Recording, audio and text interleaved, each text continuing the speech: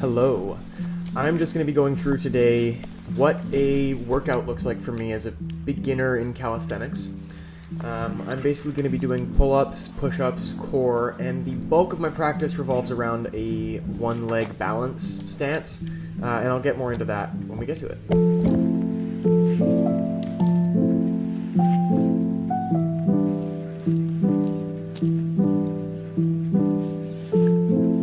I'm starting here with a pull-up variation that I have on this goalpost in the park near my house. My goal eventually is to do this for the whole length of the goalpost. Right now I'm working on sets to failure, and that basically looks like 3 on each side. Because as I said, I'm a relative beginner.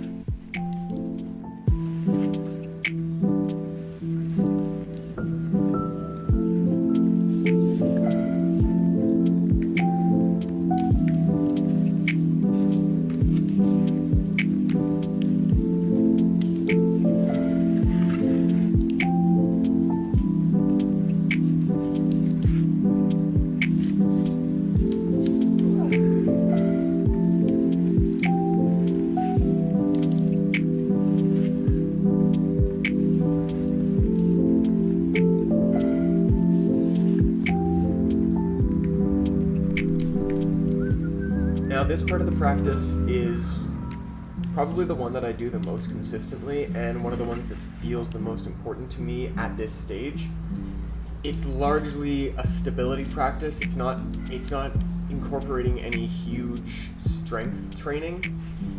Really what I'm doing here is balancing on one leg for as long as I possibly can, and while I'm in that pose I incorporate other exercises. Like for instance here I have my arms out to the side and I try to keep them there for a long time, and that engages my shoulders, but really not in a way that's building a lot of muscle, just in a way that's opening up my posture and getting my body used to being in its extended range of motion instead of in a collapsed position. So as you can see, I do this forward leaning, and this engages my core, it engages my standing leg and my lifted leg, and I move through various different poses, but the one consistent thing is that I'm standing on one leg, and I keep doing different exercises, different emphasis. I put the emphasis in different places on the exercise while maintaining that standing leg, and that's what I'm working to failure. So this section ends up being pretty long because I stand on the leg for as long as until I literally can't stand on it anymore. And the reason that I think this is important is because it's getting hot out there. Oh yeah, keep your balance. The reason I think it's so important is because I don't want to necessarily be building a ton of muscle until I have a strong foundation to build it on, and this kind of practice builds the stability into all of the stabilizing muscles that are gonna build the foundation for further work in the future. So this is kind of what I mean that this is a beginner stage type of workout, because I'm really laying the foundations for what's gonna come later, and not necessarily doing the exciting stuff of putting on muscle that's gonna really yield visible results. Although this does yield very tangible results, because when I started doing this, there was no way I could stand on one leg for as long as I'm doing here. And it's a great exercise because it lets you work on other things while you're doing it. So here I'm holding one leg out to the side, that's really working the glutes. Great exercise. So I highly recommend doing the one leg stand and making that a foundational part of your practice.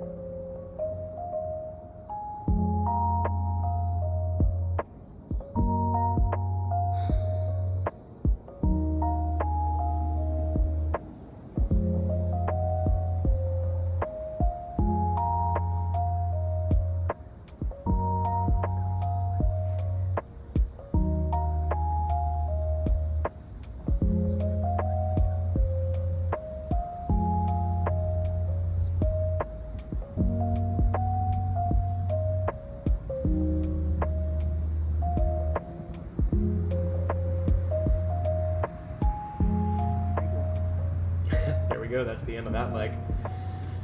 And on to the next one.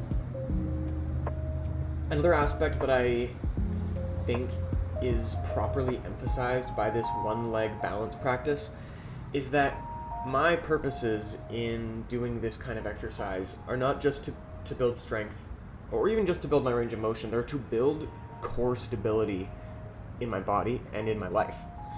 And I think that that's emphasized in a practice like this one-legged balance because you have to learn to be stable in extended positions for a long period of time. And I think that that is something that I want to do in my body and in my life generally as a kind of long-term goal. I want to be able to maintain stability in situations that are where I'm extending myself. And that can be taken literally or metaphorically.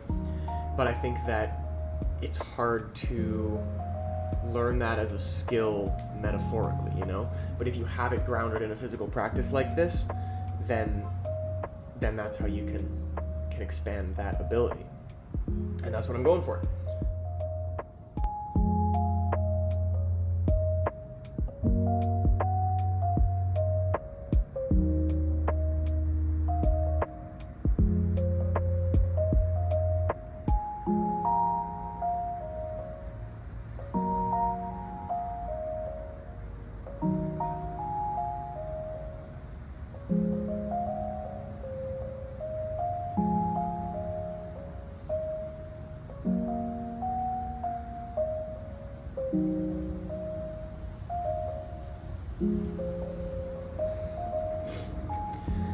I took a yoga class a while ago, and while I was in the yoga class, it was really hard. It was hot yoga, like 90 minutes, very difficult.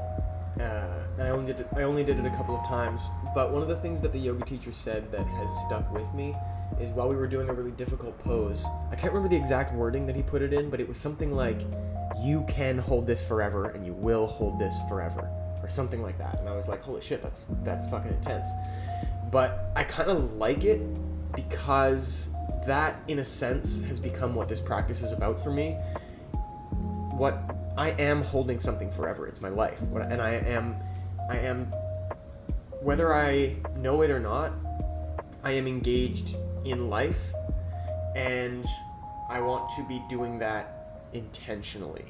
Like, there's a sense in which you can think of life as a song and you're always contributing a note to it. And if you're not doing it intentionally, you're contributing notes to the song anyway. You're just doing it unconsciously. You're doing it in a way that isn't necessarily the way you would want if you could choose. And so part of what this practice is about for me is being able to hold my physical organism intentionally in any position I choose for as long as I want. And that translates into my life for me in a really nice, it's a really good metaphor for my life for me, because I want to be able to be intentionally contributing to the shape and structure of the development of my life. And to me, the foundation of that is in my body, or the most natural and easy place for me to develop that skill is in my body, and in being able to hold my body in any position that I choose for as long as I choose. And that, I think that is an art. And that's part of why I like this practice so much, is because I can feel myself developing in this area where now suddenly I can, not suddenly, over time, I find that I can now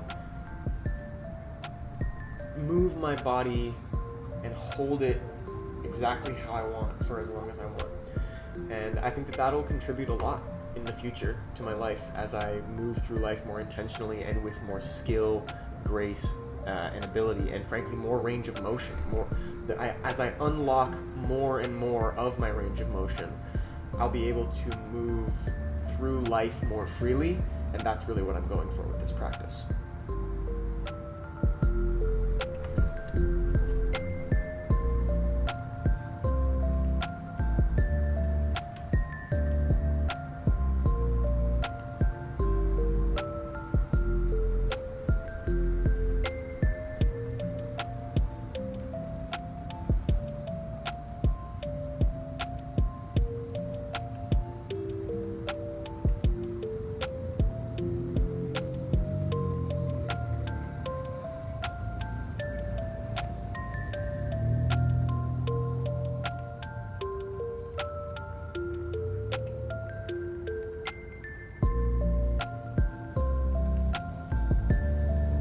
Now, I was saying a few minutes ago that this is largely a stability practice rather than a strength practice, but I tell you, if you try to balance on one leg for, 4, 5, 6 minutes, and you are doing these other exercises while you're doing it, extending your legs and your arms in different directions, slowly maintaining control, you will feel your muscles burning, and it will be a workout.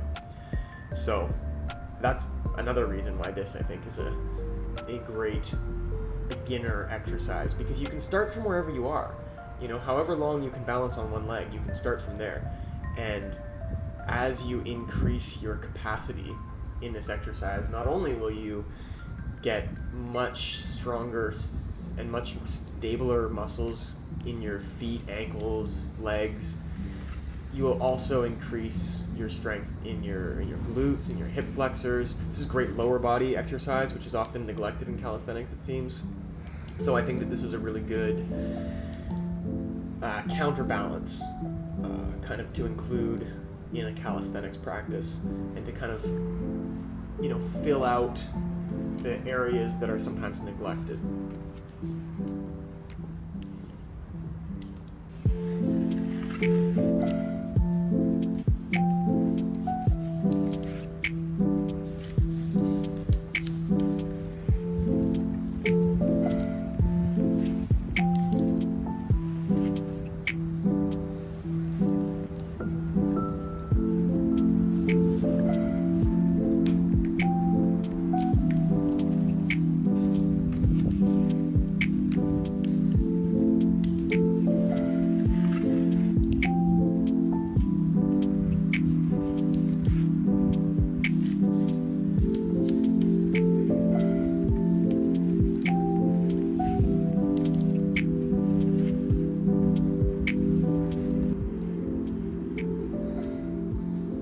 Another really great element of this type of practice, this one-leg balance practice, is that as I've done it more and more, I've extended the amount of time that I can do it for, so that now it turns into a kind of exercise and meditation as well, which I'm not someone who's ever really been able to sit down in one place, cross-legged, close my eyes, and meditate. I have tried at various times in my life, but it's never really been something that I stick with. And I think that meditation is probably something that you can get a ton of benefits from, but I've never had the patience to stick with it, like I said. But in a practice like this, where I'm very engaged for the whole time, it becomes a kind of meditation because I'm doing it for so long, but I also have something to focus on, and I get the helpful element of feeling like I'm progressing, feeling like I'm doing something useful in a tangible way, like I'm actually building muscle, I'm building strength and stability, and that is to me useful and a valued goal. So it's motivation to keep in this pose for a long time, and it's a place in my life where I actually get a meditative experience because I'm doing it for so long, and I'm doing it slowly and intentionally and in a focused way. So if you're someone who's never been able to meditate, this is a really good way to incorporate that.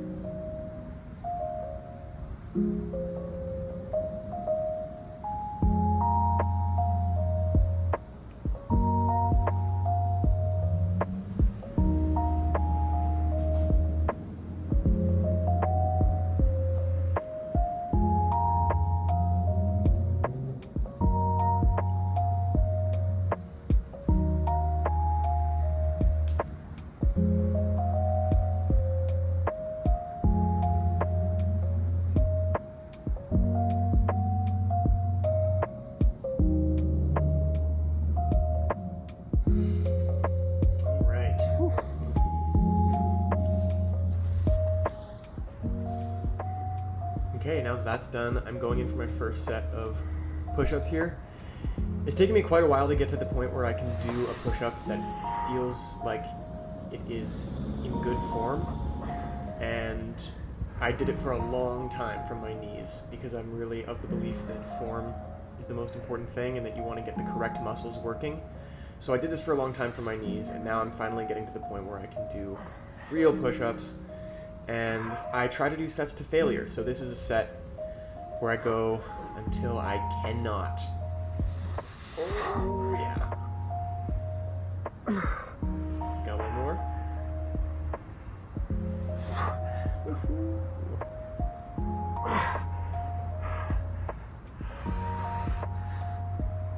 Yeah, there it is.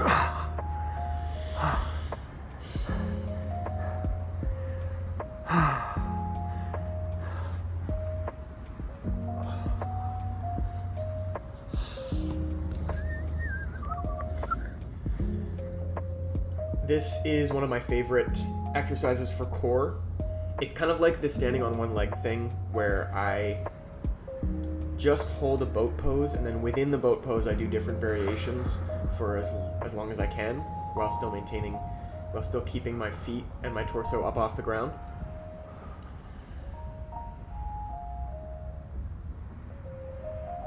I think that as I develop my core, this part of my practice will get more intentional, but for now, I can't really do it for very long. I don't have a very strong core. I've been realizing more and more recently just how weak my core has been, and that even as I strengthen it now, I find that I have a long way to go in core strength. But boat pose is really good for it, and you can do different variations like this, lifting your legs one at a time. You can do little twists.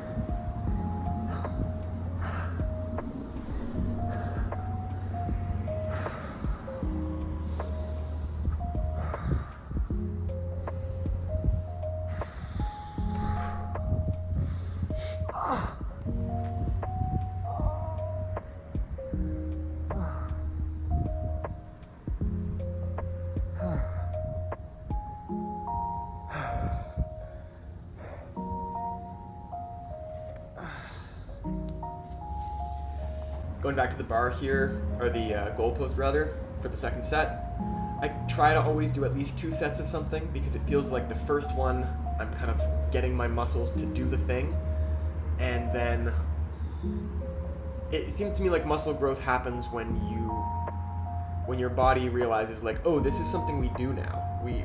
Your muscles realize that this is now something they have to do, and they have to reform themselves and they tear and reshape themselves along the lines of what you're forcing them to do. So I try to make them go through the pathway of motion more than once in a day if I'm going to do a particular exercise. So that's why I did 2 sets on my leg, and tried to hold it for as long as possible. There's my second set of pull-ups, and I'll do a second set of the push-ups as well after I do a little bit of stretching. I always incorporate stretching. I like yoga as a practice because it incorporates strength and stretching and range of motion. And here I'm doing a couple of sun salutations, just a classic. Always love to incorporate a couple of these.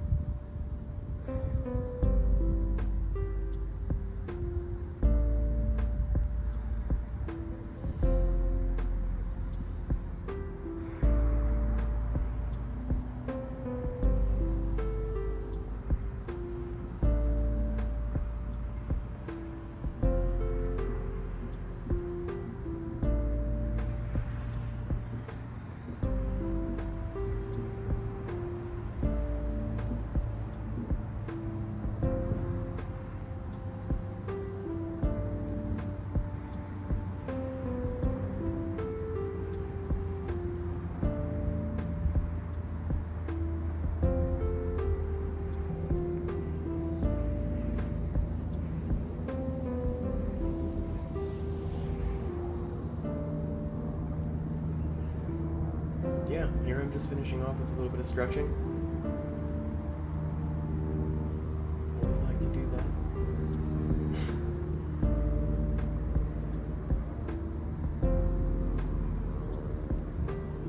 Again, this whole practice isn't just about strength. It's a big element of it, but it's also about opening up your muscles, opening up your range of motion. Yeah, getting your body working completely together in its expanded range of motion. And so that involves stretching, it involves strengthening, it involves stability, it involves all of these things that are working together in this kind of a practice.